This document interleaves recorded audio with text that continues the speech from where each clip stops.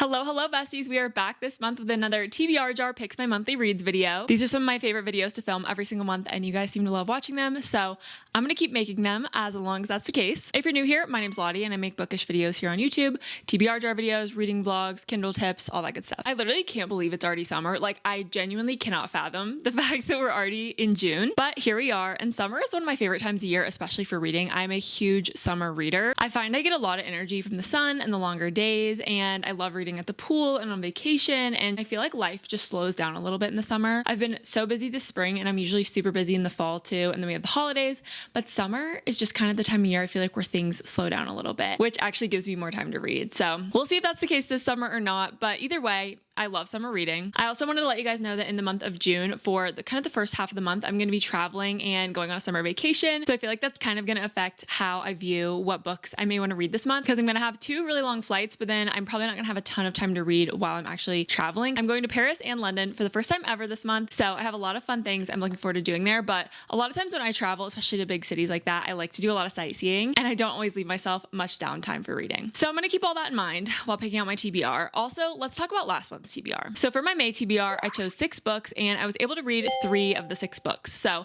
I'm glad I at least got half of them completed, but I definitely want to get a better track record going. It's my goal this year to finish at least one of my monthly TBRs. And every month I'm like, this is going to be the month. And then it just doesn't happen for whatever reason. Honestly, I'm not feeling super confident that it's going to be June either, just because of the travel. I feel like my reading routine may be a little out of whack or a little unpredictable, but we're going to do it one of these months. Like I genuinely have to. But anyways, the books that I didn't get to in May are An Ember in the Ashes, The Conditions of Will, and It's a Love Story. So I put all 3 of those back on the TBR cart so we can choose them again for June. Honestly, those 3 books are all 5-star predictions. And so I think I just was a little intimidated to start them. If I was stressed or feeling rushed or only going to be able to read a little bit, I just wanted the experience to be like really curated and perfect. And then it just caused me to delay. And now here they are back on the cart. Anyways, like I said, I picked 6 books for my May TBR and that felt really good. I think I'm gonna pick 6 again. I'm just enjoying having a little bit of a smaller TBR. It feels less overwhelming and that just feels like a good number to me. So we're gonna do 6. The TBR jar is getting concerningly low. If you guys can see, there are not very many prompts left in here. There's definitely at least 6 though, so we'll be good to go today. But I need to refill the prompt jar soon. So if you guys have ideas for prompts, definitely let me know in the comments. I would love to add your ideas to my prompt jar. Also, I made a strawberry matcha. June is for strawberry matcha. Oh, it's so good. I love it. Okay, lots of logistics and yapping. Just a few more things before we pick our first prompt. If you've been here a while, you know the drill. Every month I make this graphic. I'm actually just gonna put it on the screen right here to make my life easier. But I also have it on my iPad sitting in front of me so that I can see these books while I pick for my TBR as well. I found without a little graphic like this, I was completely forgetting about new releases, books on my Kobo, books on Kindle Unlimited, when picking books based on prompts. So this graphic here, it just helps me remember all of the digital reads that I have. And while I definitely wanna make progress on my physical TBR, sometimes there's just a really obvious digital choice. So this helps me not forget those. We've got 4 sections this month on the graphic. First up, we've got new releases. We have Atmosphere by Taylor Jenkins Reid. This comes out towards the beginning of June and I'm so excited. We've also got Sounds Like Love by Ashley Poston. I absolutely love Miss Ashley Poston. I actually got to meet her back in February at a book festival. If you missed that vlog, it was so much fun. But her new book comes out, I think it's June 17th, and I absolutely will be reading this as well. I may save it for July just to have something to look forward to and to space out all the new releases, but I seriously cannot wait for this one either. And then the last new release that's coming out in June that I felt like was the most relevant for kind of like my taste and audience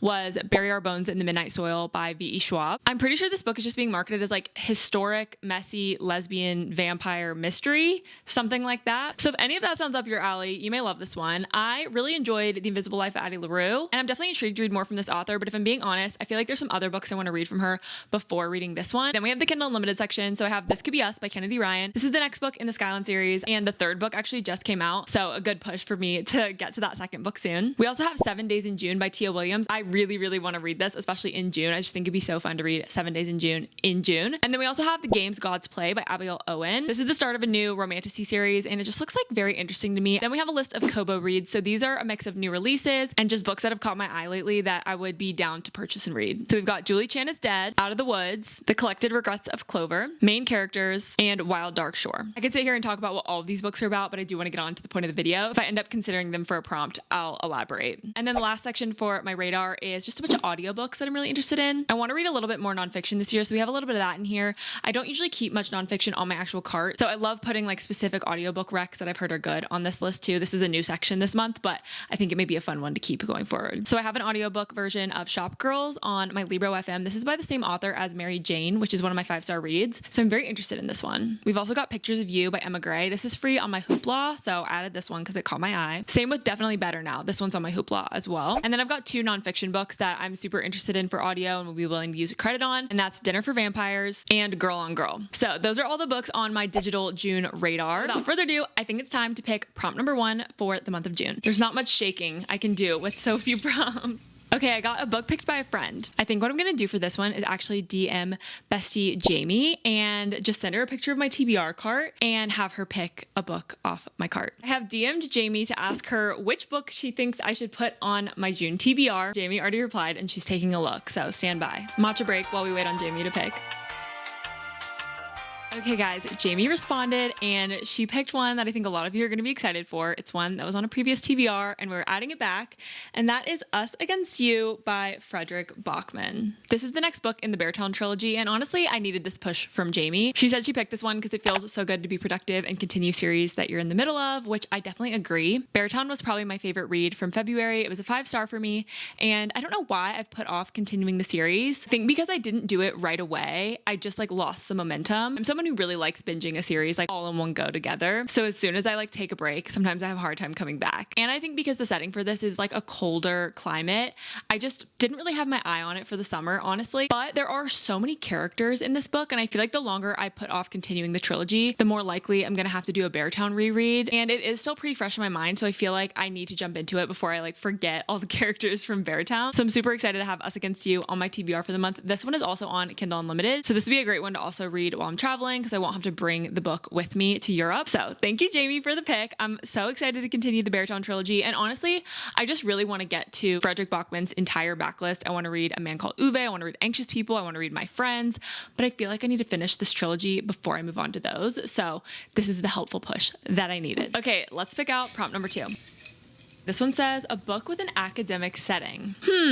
Interesting. I feel like Onyx Storm is an option. Do you guys think Onyx Storm counts? Again, continuing series I'm in the middle of. This could be a fun one. I do want to get to this before I kind of like forget what happened in Iron Flame. I honestly kind of already forgot, and we're just gonna jump in and hope for the best. I read Iron Flame in October, so it hasn't been too long, but I don't want to push it. This could be a fun one, honestly. I don't know why I'm kind of suddenly feeling in the mood for it. I feel like I get overwhelmed with new releases sometimes right away, and I need to wait like a little bit for the hype to die down so that I can kind of do it on my own terms. And I feel like I'm finally maybe ready. Let's see if we can find any others. I don't think any of these are like an academic setting. I think Binding 13 would count, but I don't want to put that on my TBR this month because I just don't want to start a new series right now. The Rose Bargain, I don't think is academic. Let's see. The Will of the Many, no, actually. I feel like The Naturals is kind of an academic setting. The Naturals is a YA series. This first one's about Cassie, who's a natural at reading people. So she gets put in this like FBI classified program that uses exceptional teenagers to crack infamous cold cases. I guess that's not really academic though. It feels kind of academic because of the program, but I don't know. A Good Girl's Guide to Murder features like a high school, kinda, I'm pretty sure. The main character is re-examining like a closed murder mystery in her town as part of her final senior project. So I feel like that kind of counts, but it's not, I don't know. It's an academic setting, I think. Is Love theoretically an academic setting? The main character is an adjunct professor by day and teaching thermodynamics. So I feel like that counts. Tell Me Lies feels like slightly academic. It's got like college life, I think. Okay, I think these are my choices, and honestly, I'm kind of really excited for Onyx Storm. So I think I may just go with that one. I definitely need to get to like Love theoretically and A Good Girl's Guide to Murder.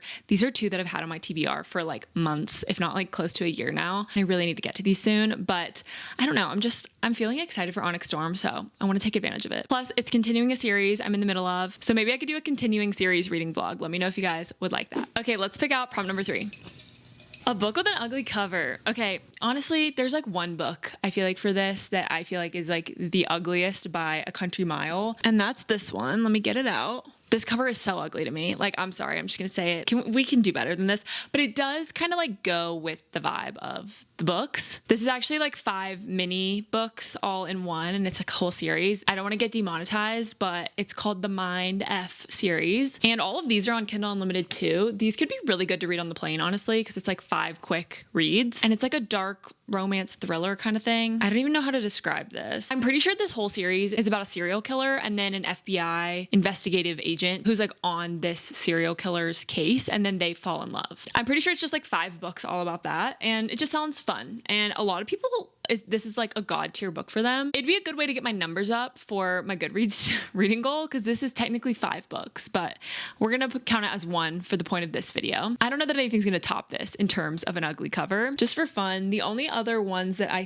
think are kind of ugly, very respectfully, Addicted to You I don't think is very cute. I don't know that I think it's like ugly, I don't think it's giving really anything, but it's not nearly as ugly as the Mind F series. So, and then honestly, I kind of feel the same about Twisted Love. I feel like this is kind of an ugly cover. It's not ugly, again, not ugly, it's just not giving anything. This one would be a contender too if we didn't have the obvious pick. But you know what? Nothing's gonna top this. So let's stop our exercise, and this will be the 3rd book on my June TBR. Not me being like, summer is gonna be so light and fun and romance. Look at my TBR. It's like thick, dark, sad books. We've got to get something a little lighthearted on the TBR. Okay, let's pick out prompt number 4.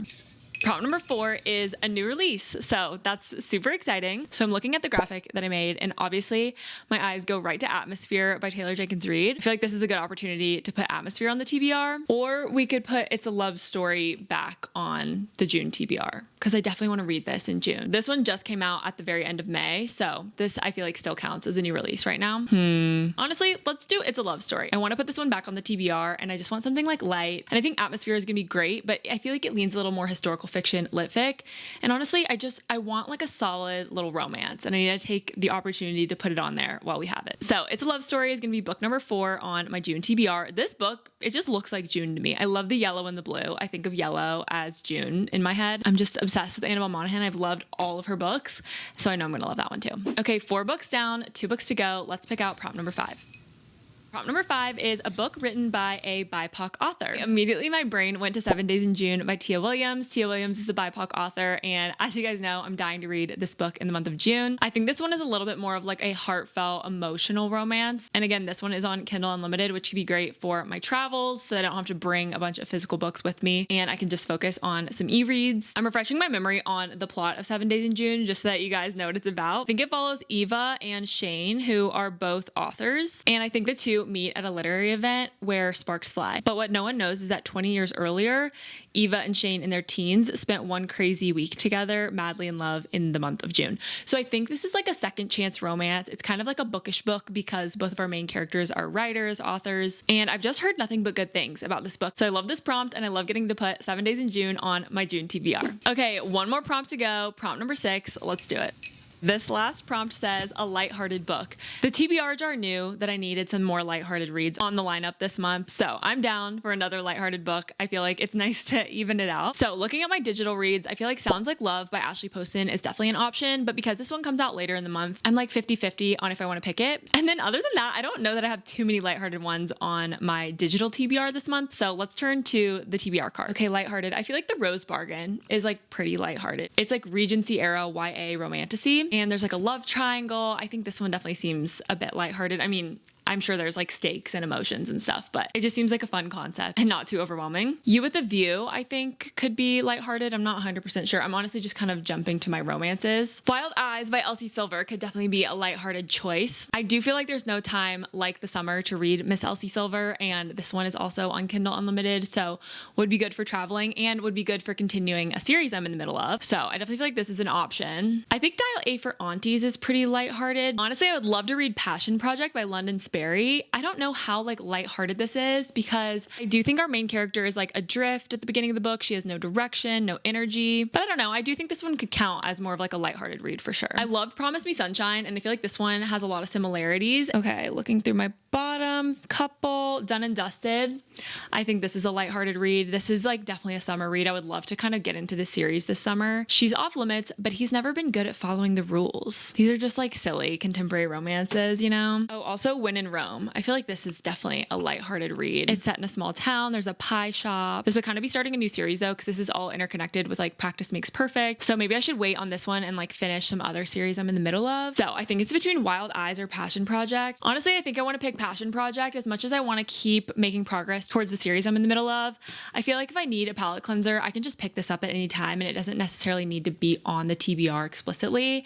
And so I'm kind of just waiting for inspiration to strike to keep reading this. Whereas I feel like with Passion Project, I actually genuinely am really excited about this, but could use a little nudge to pick it up and get started. So I think I'm going to pick Passion Project by London Sperry. And this is a debut novel from this author, so excited to see what I think of her writing. I'm really excited about this TBR. Let's do a quick recap of the books that I chose. The first prompt I pulled was a book picked by a friend. So for this one, Jaime actually picked Us Against You by Frederick Bachman. This is the second book in the Beartown trilogy, so I'm excited to continue a series I'm in the middle of. The next prompt I pulled was a book with an academic setting, so I think it's finally time that I pick up Onyx Storm by Rebecca Yarros and see what I think about the next installment in the Empyrean series. Prompt number 3 was a book with an ugly cover, and honestly, we had no choice but to pick the Mind F series. These are really like 5 mini novellas that are part of one big series, but I've heard really good things about it despite how ugly the cover is. So excited to see what I actually think of what's inside the book. Prompt number 4 that I pulled was a new release. So for this one,